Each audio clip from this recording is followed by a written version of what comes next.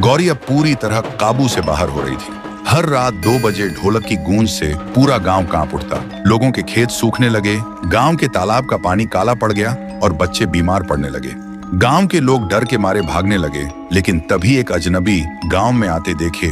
उसका नाम था कालू बाबा। कहते थे कि कालू बाबा के पास एक पुरानी मंत्रों से भरी तांत्रिक घंटी है। उससे वो कई बार भूत प्रेत भगा चुका था। गांव वालों ने उससे गुहार लगाई, कालू जी, गौरी को बचा लो, वरना ये थुंग थुंग सबको मार डालेगा। कालू ने घर के पास गौरी को देखा। वो लाल आंखों से ढोलक बजा रही थी और हर ताल के साथ जमीन हिल रही थी। देखते ही कालू समझ गया और वही मंत्रों से भरी घंटी बजाने लगा। गौरी चीख उठी और ढोलक अपने आप थम गई। लेकिन तभी उसके गले से 2 आवाजें निकली। एक गौरी की मासूम आवाज, मुझे बचा लो, और दूसरी थुंग थुंग की गहरी आवाज, कोई मुझे रोक नहीं सकता। कालू ने फिर से घंटी बजाना शुरू किया और मंत्र पढ़ने लगा। ढोलक और घंटी की आवाज आपस में टकराने लगी। पूरा आसमान काला हो गया। गौरी जमीन पर गिर पड़ी और उसके शरीर से धुआं निकलने लगा। उस धुएं में थुंग थुंग का भयानक चेहरा दिखने लगा। कालू ने आखिरी मंत्र पढ़ा, तभी तेज रोशनी फैली और सब कुछ खामोश हो गया। फिर कालू ने गांव वालों को इकट्ठा करके कहा, श्राप अभी खत्म नहीं हुआ है। थुंग थुंग सिर्फ दबा है, मिटा नहीं। एक दिन ये फिर लौटेगा और तब कोई नहीं रोक पाएगा। फिर कालू गांव से चला गया। गांव धीरे धीरे शांत होने लगा। लोग सोचने लगे कि अब डर खत्म हो गया है, और देखते ही देखते 6 महीने बीत गए। लेकिन अब भी गौरी की हथेलियों पर वो ढोलक के निशान मौजूद थे। वो दिन में शांत रहती, लेकिन रात होते ही उसकी आंखों में लाल चमक दिखाई देती।